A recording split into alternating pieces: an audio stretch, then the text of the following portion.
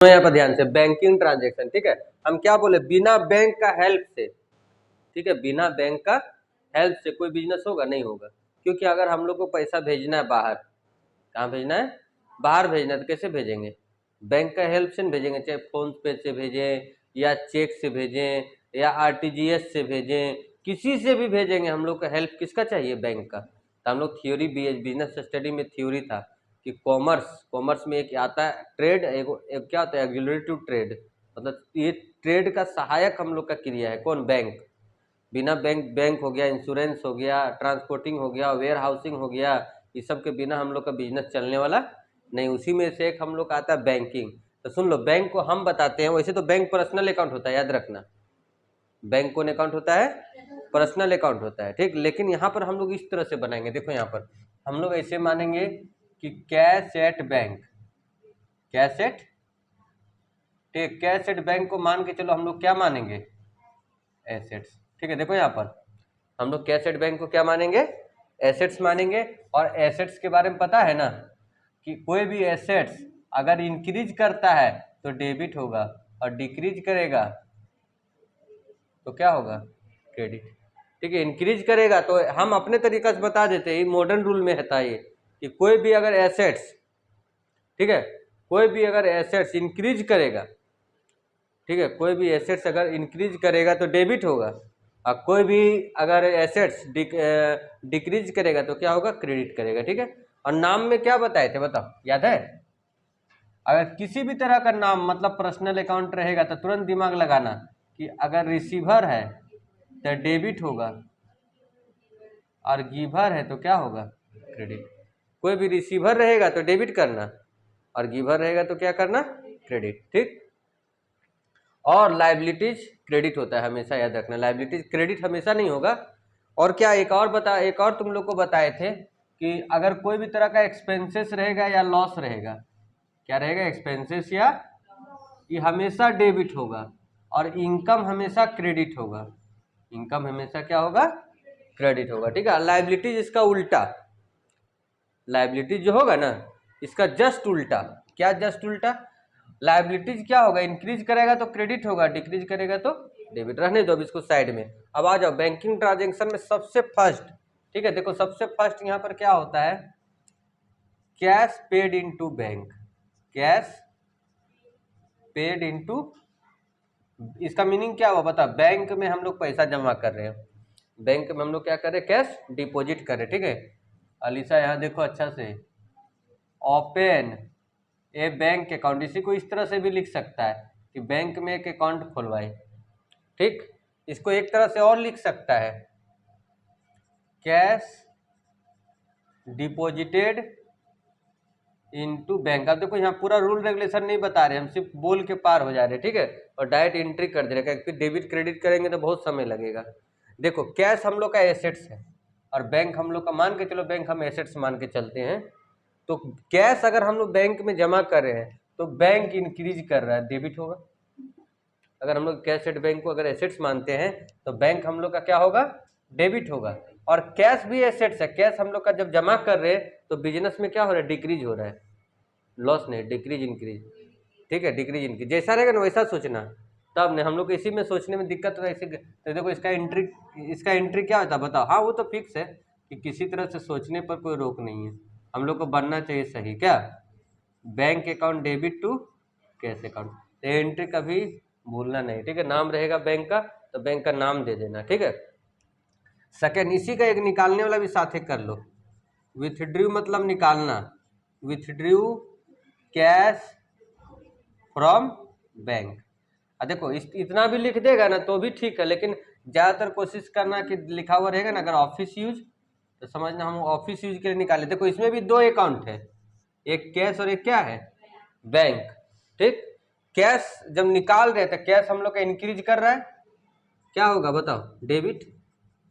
अब बैंक हम लोग का डिक्रीज करेगा क्योंकि बैंक से हम लोग पैसा क्या कर ले रहे हैं, निकाल ले रहे, क्लियर यहाँ तक। उसके बाद देखो हम लोग का बैंक और क्या क्या काम करता है बताओ, बैंक काम करता है क्या, interest credited by bank, interest credited bye, इसका मतलब क्या हुआ बताओ, ठीक, बताओ इसका मतलब क्या हुआ, बताओ। इंटरेस्ट क्रेडिट किया गया, ठीक है, इंटरेस्ट क्या किया गया, क्रेडिट किया गया, किसमें, किसके द्वारा, बैंक के द्वारा। अब सुन लो ध्यान से यहाँ पर, अब यहाँ पर क्या होगा ना, देखो दो है हम लोग का, एक इंटरेस्ट और एक क्या है। अब देखो यहाँ पर ना मॉडर्न रूल ही लगता है, अगर हम इसमें गोल्डन रूल लगाएंगे तो फेल हो जाएगा गोल्डन रूल। जब गोल्डन रूल कहीं कहीं हम लोग का एक्सेप्शन आया ना, तभी उसके जगह में आया मॉडर्न रूल। यहाँ अगर देखो, अब यहाँ क्या होता है कि इंटरेस्ट अगर हम लोग को क्रेडिटर मतलब तुमको दे रहा है, यहाँ अलाउड भी हो सकता है, याद रखना यहाँ पर क्या हो सकता है, अलाउड भी, interest allowed by bank, interest allowed by bank. तो सब इसका मतलब क्या हुआ, देखो बैंक हम लोग का क्या एसेट से मान के चलते हैं, तो इंटरेस्ट अगर बैंक हम लोग को दे रहा है तो बताओ बैंक हम लोग का इंक्रीज करेगा कि डिक्रीज, इंक्रीज करेगा। अच्छा समझो, इंटरेस्ट ठीक है इंक्रीज ही होगा, इंक्रीज ही होगा, सही बोल रही है। बैंक में अगर हम लोग को इंटरेस्ट आ रहा है, दे रहा है, तो बैंक इंक्रीज करेगा ना, ठीक है। बैंक हम लोग का क्या, बताओ तुम ही तो अपने ऊपर लो कि मेरा अगर मान लो अकाउंट है कोई बैंक में, हम लोग को इंटरेस्ट मिल रहा है, तो बैलेंस बढ़ेगा कि घटेगा, बढ़ेगा। तो देखो एसेट्स बढ़ रहा है, यहाँ पर क्या हो जाएगा, bank account debit, bank account debit. ये बहुत टेढ़ा एंट्री है ना, तो हमेशा गलती होता है। हम एक ट्रिक भी बता देंगे तुम लोग को, इंटरेस्ट हम लोग के लिए होता है प्रॉफिट, इनकम होगा, क्या होगा, इनकम। इंटरेस्ट हम लोग यही पहचानना है, चार पिलर है अकाउंट का, एसेट्स, लाइबिलिटीज, एक्सपेंसेस और इनकम, ये चार ही पर पूरा अकाउंट टिका हुआ है, ठीक। तब देखो यहाँ पे bank account debit to inter, जैसे तुम ही लोग से को पूछ दिया या तो तुम ही किसी को बता रही है, तो ऐसे बताना बैंक इंक्रीज कर रहा है और इंटरेस्ट हम लोग के लिए क्या हुआ, प्रॉफिट हुआ, बस इसी में सब बन गया। इसके बाद इसका उल्टा, अगर हम लोग लोन लिए हैं तब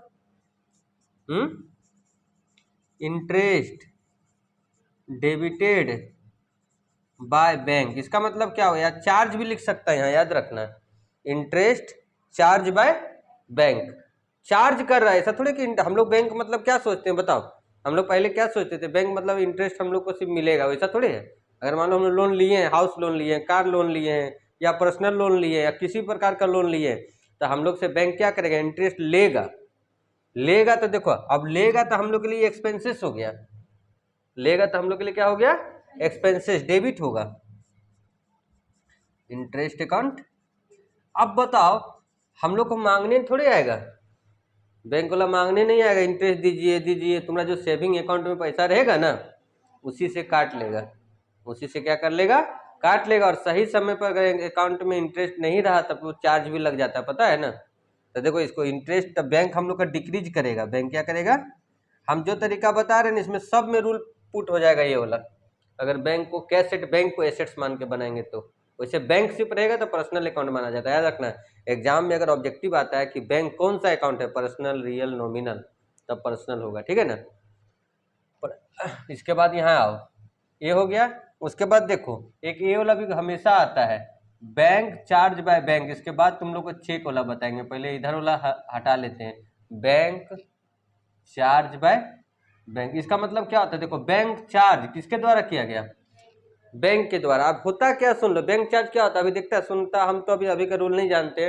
मान को चलो 3 बार से ज़्यादा एटीएम से पैसा निकाल लेगा तो 20 रुपये पर 1000 काट लेगा, कभी में चेक का चार्ज ले लेगा, कभी एसएमएस चार्ज ले लेता है। तो कोई भी तरह तरह का बेसिक चार्ज अगर काटता है बैंक, तो ये तुम लोग बेसिक चार्ज, बैंक चार्ज हम लोग के लिए क्या हो गया, एक्सपेंसेस, क्या हो गया, कोई भी चार्ज एक्सपेंसेस ही होता है।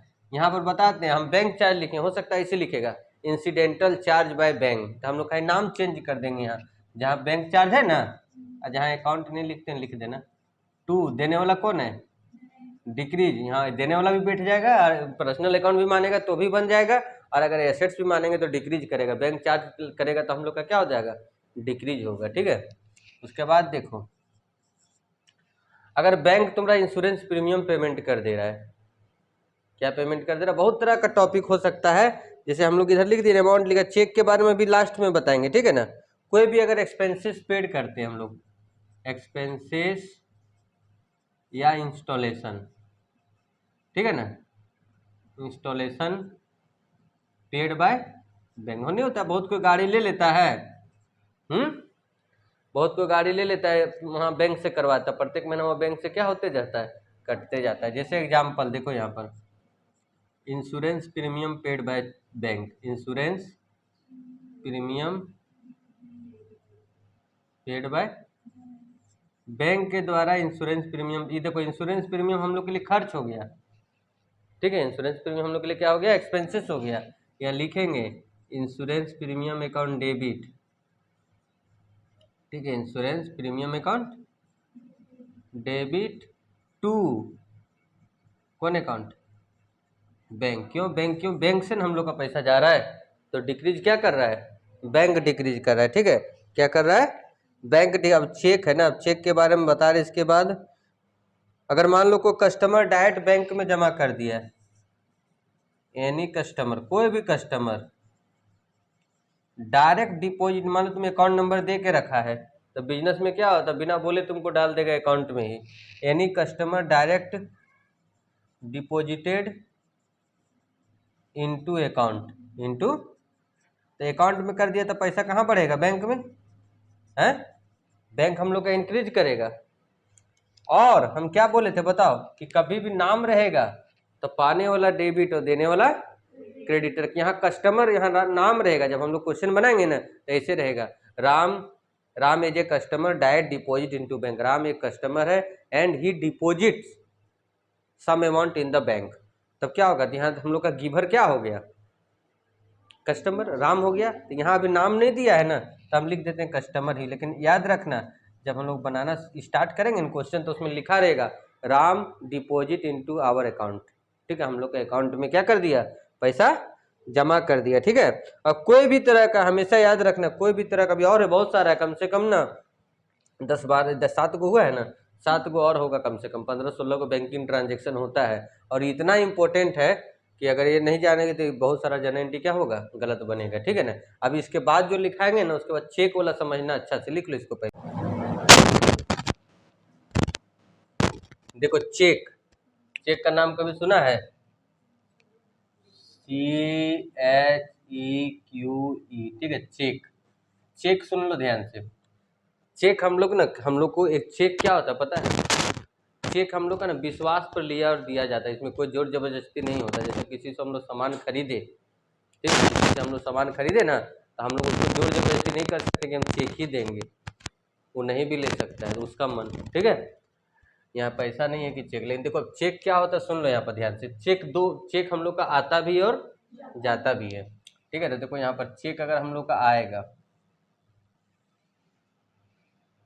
ठीक है, चेक रिसीव्ड, चेक मतलब डायग्राम में बना देते तो हमेशा याद हो जाएगा, चेक रिसीव्ड। और एक होता है हम लोग का चेक गिवेन, है ना, चेक इशूड, इसको इशूड बोलो या तो गिवेन बोलो, बट यह सेम बट नो डिफरेंस, है ना, दोनों बात समान, ठीक है। चेक इशूड या चेक रिसीव, हम लोग का मेन प्रॉब्लम पता है कि इसमें है, रिसीव में है।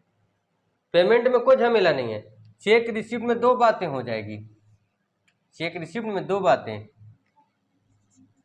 Send to same day bank, send to bank, send to same day, same day. हम लोग जो चेक आया ना, डायरेक्ट उधर से आया, इधर से भेज दिए बैंक, ठीक है, उधर से चेक आया, इधर से कहाँ भेज दिए, बैंक। तो हमेशा याद रखना, बैंक इंक्रीज करेगा, क्या इंक्रीज करेगा, तब बैंक अकाउंट डेबिट हो जाएगा, बैंक अकाउंट क्या हो जाएगा, डेबिट। लेकिन ऐसा नहीं है, सुनो होता क्या है, गड़बड़ कहाँ से स्टार्ट होता है बता दें।